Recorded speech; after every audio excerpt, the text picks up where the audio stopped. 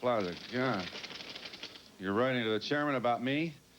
Mr. Tinker, dear Mr. Tinker, NBC has performed a great disservice to Americans by airing 2 Donahue programs in such a one-sided format. We urge you to provide some balance by broadcasting the views of other people, some of whom you mention here. Who wrote that?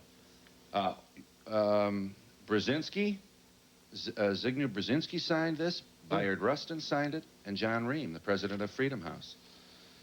I don't want to... I want to make... Please let me get this on the record. Mr. Tinker would like America to know that he doesn't own the Donahue Show. We're tenants here, so please don't paint him with my sins.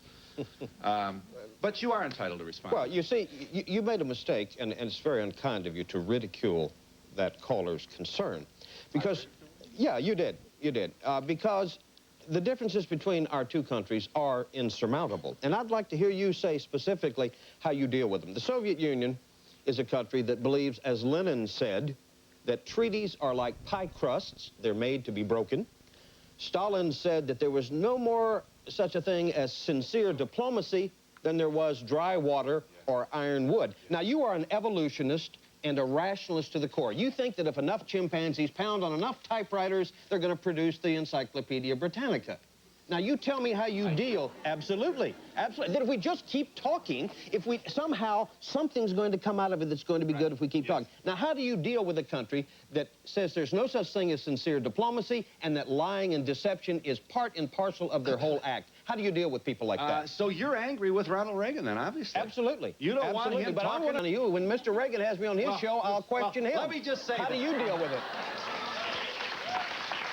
How do you deal with liars and cheaters and murderers? Fine, if that's your... What? Don't let him off the hook. Let him answer the question.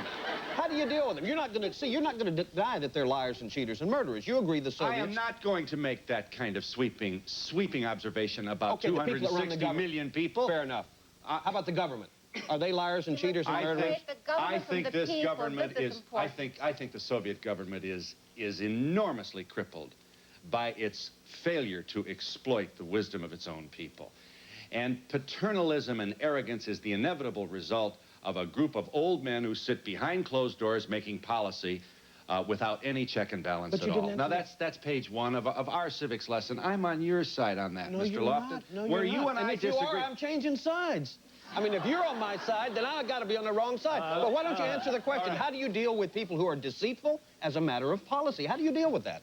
I think we're in a very serious problem at the moment. There is a possibility of total destruction of the human race. Right. And he doesn't even want to talk to them. We do not recognize that there has to be dialogue with the Soviet Union. I want to go on record for that.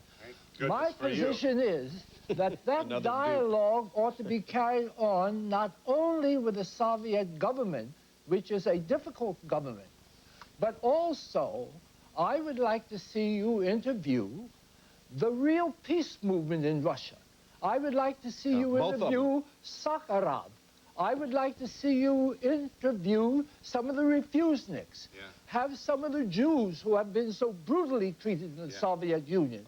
And perhaps that kind of pressure will enlighten Americans as the true nature of the problem we are dealing with. I've got a break here. Please let me break. We are in New York City. All right, you'll get a chance, I promise. We'll be back in just a moment.